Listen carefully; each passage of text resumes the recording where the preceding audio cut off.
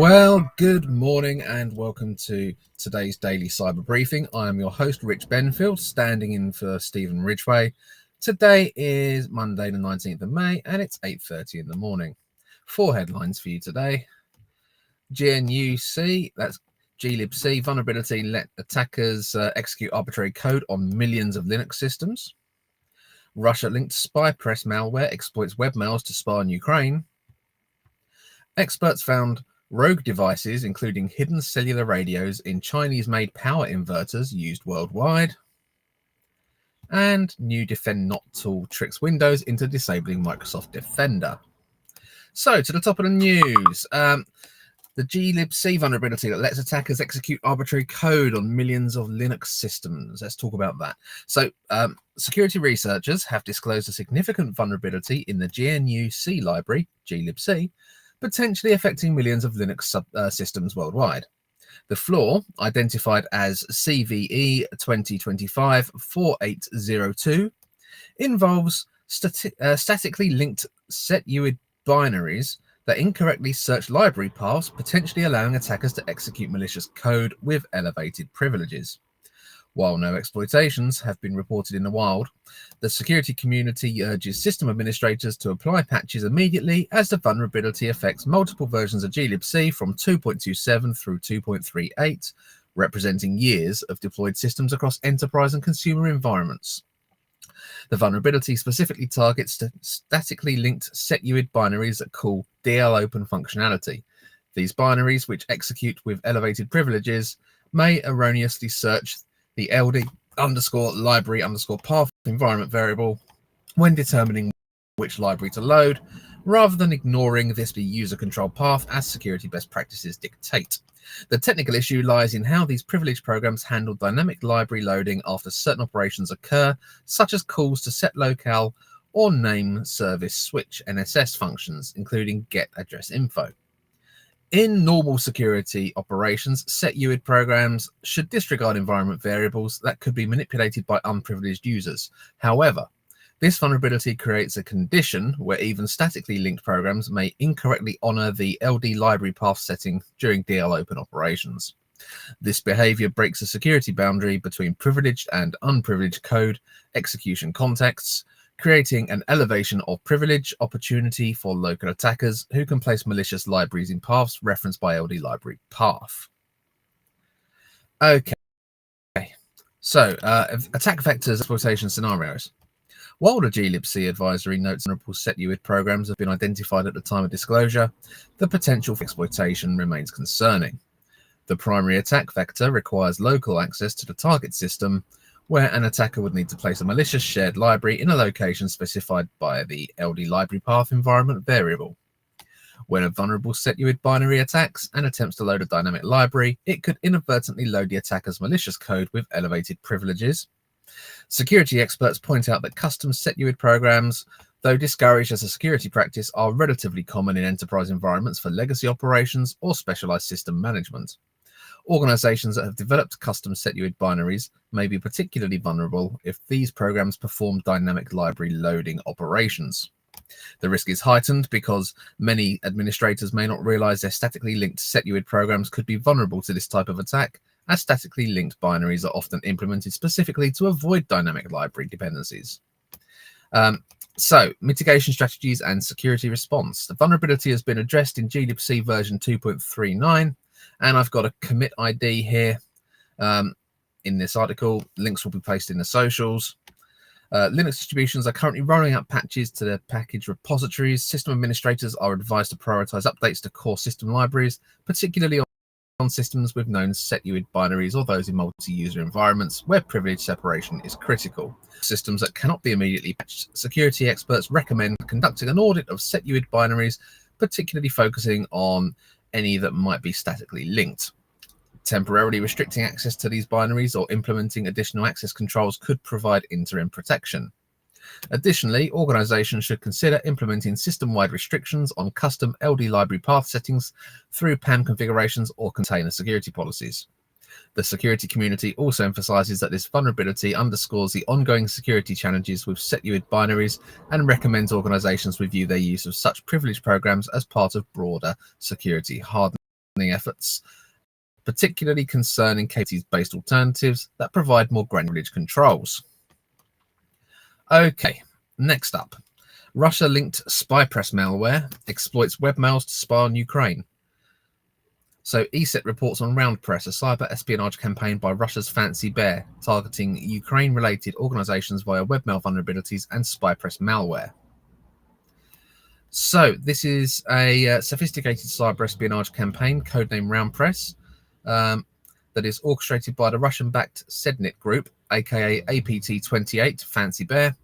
This operation is actively targeting organizations linked with the ongoing conflict in Ukraine, aiming to exfiltrate confidential data from vulnerable web servers like Roundcube. The Defendnot group, linked by the US Department of Justice, one small word, very important difference there, linked by the US Department of Justice to the 2016 Democratic National Committee, hack and tracked by hackread.com in attacks on TV5 Monde and WADA, has been employing targeted spear phishing emails in the RoundPress campaign. These emails exploit cross-site scripting vulnerabilities in various webmail platforms to inject malicious JavaScript code, dubbed SpyPress, into the victim's browser. So, in ESET's blog post shared with hackread.com, where this article comes from, researchers noted that over the past 2 years, espionage groups have targeted webmail servers like Roundcube and Zimbra for email theft due to their outdated nature and remote vulnerability triggers, making targeting easier. In 2023, researchers observed Defendnot exploiting CVE 2020-35730 in Roundcube. However, in 2024, the campaign expanded to target vulnerabilities in Horde, with an older XSS flaw, Roundcube with CVE 2023-43770, which was patched on September the 14th, 2023. Zimba, CVE 2024-27443, also known as ZBug 3730, which was patched on March 1st, 2024. MDaemon, wow, there's a piece of software I've not heard of in a long time. MDaemon, CVE 2024-11182, a 0-day reported by researchers on November the 1st, 2024, and patched in version 24.5.1 on November the 14th, 2024. So, okay. So the primary targets of Operation RoundPress in 2024, as identified through ESET telemetry and virus total submissions, are predominantly Ukrainian governmental entities and defense companies in Bulgaria and Romania, some of which are producing Soviet-era weapons for Ukraine. Researchers are also observed targeting of national governments in Greece, Cameroon, Ecuador, Serbia, and Cyprus. An academic in environmental studies, a telecommunications firm for the defense sector in Bulgaria, and a civil air transport company and transportation state company in Ukraine. So the SpyPress malware variants, SpyPress.horde, SpyPress.mdaemon, SpyPress.roundcube, and SpyPress.zimbra, share obfuscation techniques and communicate with C2 servers via HTTP post requests. However, their capabilities vary. So, for instance, SpyPress.roundcube has been observed creating CIF rules to forward all incoming emails to an attacker-controlled address, such as zrezoska at skiff.com, Skiff being a privacy-oriented email service. SpyPress.mdaemon demonstrated the ability to create app passwords, granting persistent access. Researchers concluded that the ongoing exploitation of webmail vulnerabilities by groups like Defendnot underscores the importance of timely patching and strong security measures to protect sensitive information from such targeted spying campaigns. Okay. So, in short, if you're using anything outside of the major SaaS providers for your email, make sure it's patched, because there are active attacks on those sort of smaller, possibly mail solutions. Right, next up, experts found rogue devices, including hidden cellular radios in Chinese-made power inverters used worldwide. Chinese kill switches found in Chinese-made power inverters in US solar farm equipment that could let Beijing remotely disable power grids in a conflict, is the subheading here. So, investigators found these kill switches in these Chinese-made power inverters. They found them inside US solar farm equipment. These hidden cellular radios could let Beijing remotely cripple power grids during a conflict. The Times reported that experts found rogue devices, including hidden cellular radios, in Chinese-made power inverters used worldwide, including the UK. These devices could be remotely activated to shut off inverters, potentially causing widespread power disruptions. The discovery raises fears China may have installed covert malware in critical energy infrastructure across the US and Europe, enabling remote attacks during conflicts. While inverters are built to allow remote access for updates and maintenance, the utility companies that use them typically install firewalls to prevent direct communication back to China, reported Reuters. However, rogue communication devices not listed in product documents have been found in some Chinese solar power inverters by US experts who stripped down equipment hooked up to grids to check for security issues, the two people said. In the past 9 months, experts found undocumented communication devices like cellular radios in batteries from multiple Chinese suppliers, though the exact number of affected inverters and batteries is unknown. This effectively means there's a built-in way to physically destroy the grid, an anonymous informer told Reuters. The rogue device's existence is newly revealed with no public US government acknowledgement. The DOE said it assesses risks but faces challenges due to manufacturers' poor disclosure.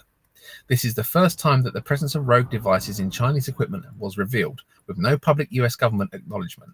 The DOE said it assesses risks but faces challenges due to manufacturers' poor disclosure.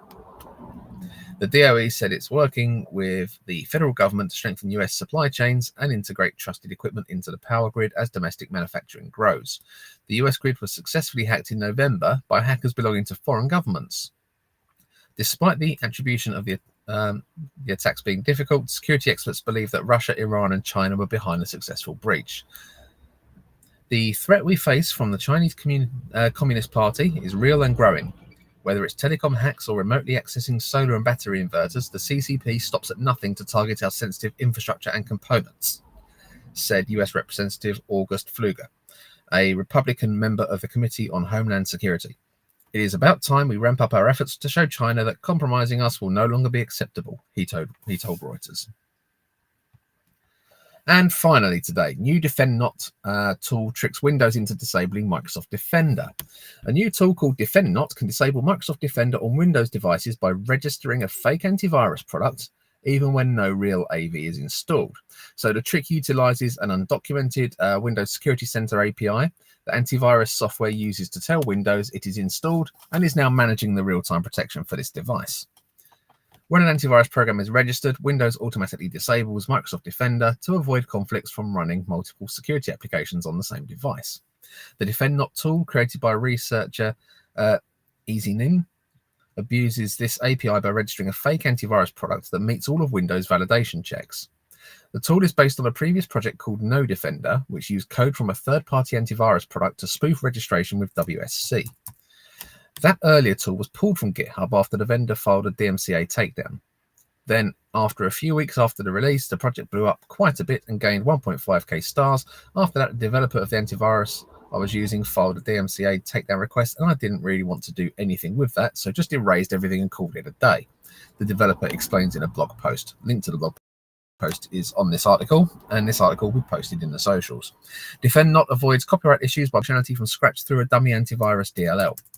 Normally, the WSC API is safeguarded through protected process light, valid digital signatures, and other features.